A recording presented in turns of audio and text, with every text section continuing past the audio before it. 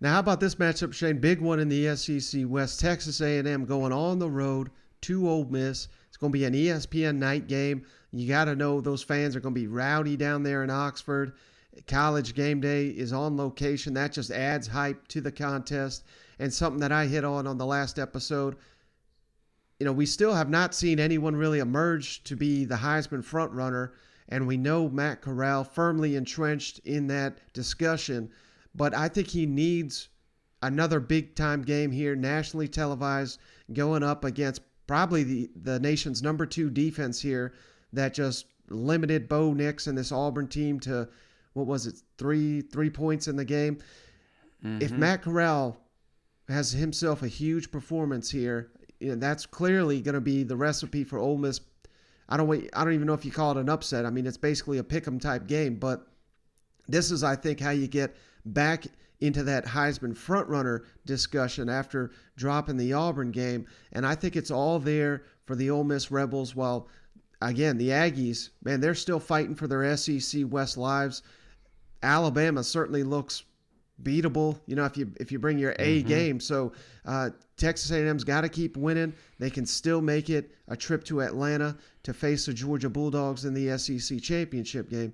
This is going to be one of the best games of the entire weekend in the country, don't you think?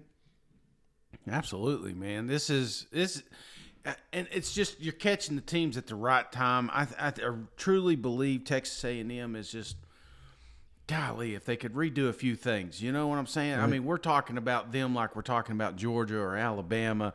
These guys, I mean, you need Alabama to slip up one time and then they're in an SEC championship. That's the kind of team we got here.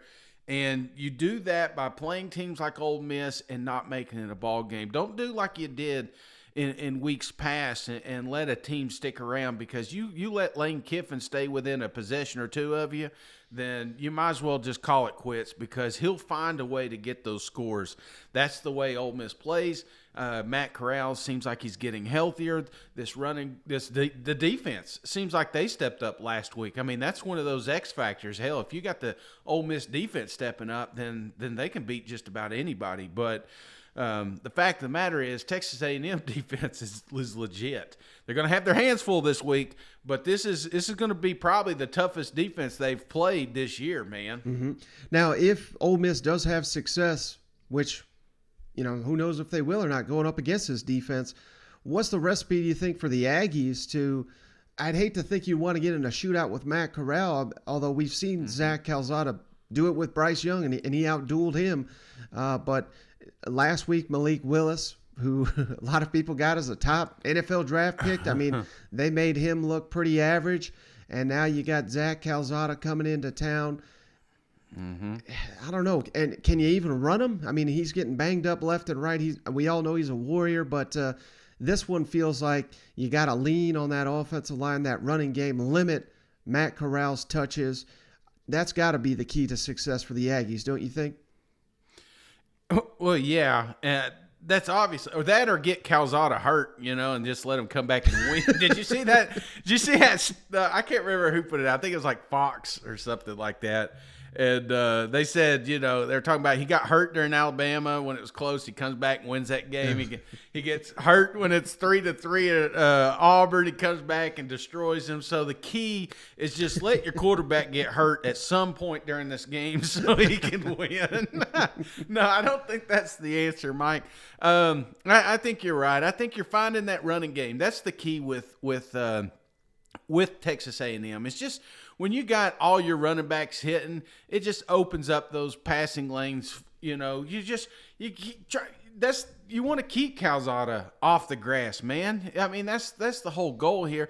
And I'm not saying Ole Miss doesn't have a tenacious defensive front, but there's no reason that Calzada should be running for his life during this game, Mike. Mm-hmm. I think you rely on the running game, open up, get Watermeyer, more involved, something like that, and just let your defense do their thing. They're going to keep Ole Miss off the field, but again, you keep them around long enough. Lane Kiffin, say what you want. The guy's a hell of an offensive mind, man. He's going to find ways to put even the best defense in vulnerable positions if you allow it. So just go. Go to work. That's what Texas A&M. You are a better team. Go out there, get to work. And if I'm the Aggies, I'm studying that Auburn tape, Shane, when they played Ole Miss, because it was long, methodical drives. It was the Tank Bigsby show. It was play action. It was running Bo Nix in the red zone to punch these drives home. And Isaiah Spiller, currently third in the SEC in rushing. He is having another outstanding season. We already knew he was outstanding, but I think it was fair last year to say, well, they got this. Remember, it was the Maroon Goons. They had this elite offensive line. Now that line's a work in progress, yet Isaiah Spiller's still getting it done. I think that's a credit to just how outstanding of a player he is. That and limit Matt Corral. You when he doesn't run effectively, they don't win, Mike. So how do you do that? You obtain pressure outside. You do all kinds of different creative ways. And I have no doubt in my mind that Elko's going to find ways to keep pressure on Matt Corral. But that's the thing. You limit his running capabilities, then you make him a little bit more one-dimensional, and that's what you want. You want this a passing game with those receivers, because I like my odds if it does that. Jim, but what is it about your teams that play better as the game goes on, fourth quarter, and as the season rolls on as well? Well, I do think it's a lot of the ways we practice and we set practice up, and we give a lot in the season, then we kind of grind down to what we are and who we are, and I think we always practice good on good. I think we practice good on Tuesdays and Wednesdays during the game weeks. I mean, I think you only get better playing good people. And we got good people on the other side for us to block, to run against, and then our line against our defensive line, those are battles. And we were talking about last week, Mike's, man, Tuesday and Wednesday last week, practice, it was loud. It was loud. I mean, them guys getting after each other, and I think they make each other better, and they know it. I think they're learning to compete, too. I think you're learning to play the next play and not dwell on the scoreboard, not dwell on circumstances, not dwell on anything. What can I control? And that's how I play in my mindset for the next play, and I think we're learning that and we preach that, and we try to practice that way, start fast, and how we finish practice and the things we do, and hopefully, the kids are buying into it, and it's paying off, not just because of what we're saying, but what they're doing. And our assistant coaches are doing a good job. I got to squeeze in one so my boss knows I'm here. When you I ain't got to answer. That's fine. I'll still ask. Strike three. There you go. When you saw, hopefully 2 more outs, when you saw Zach recruiting him out of Georgia, you saw his arm strength, of course. Did you realize how tough he was at that point? He was very competitive, and I know when he was banged up his senior year, and he took a team that didn't have a lot of great players to the state semifinals on his back a lot and playing against them and getting banged and knocked around and did some things. And you saw a competitor, but you don't really realize a guy's toughness till you get a hold of him and coach him yourself. And all characteristics of a guy you don't know and his intelligence till you really coach him. But you saw a great competitor with great arm talent. How do you approach this with your guys being still very much in the division race with a couple of don't worry about games going? You got one thing to do. Worry about practice today and get better. The fundamentals of practice today, solely focus on Ole Miss. Play it one day. You got 3 one-game seasons. When you get to November and you're relevant, it's a playoff. So you forget about everything else. 1 week at a time, 1 day at a time, 1 practice at a time, 1 play at a time. And that's that simple. Don't worry about nothing. Hey, Coach, how do you best describe Isaiah's running style? I mean, he just seems to always find yards. He does. I mean, he's very natural, sees his scheme. He's learning to be more vertical and physical in his running. Very diverse, great eyes, cut back, can stick his foot in the ground, jump cut very well, physical. Just a great competitor, man. Just a great competitor. Productive. And at the end of the day, that's what you want running backs. Are they productive? I've seen guys, phenomenal talents and all that. You look at the day, man, we should have been just.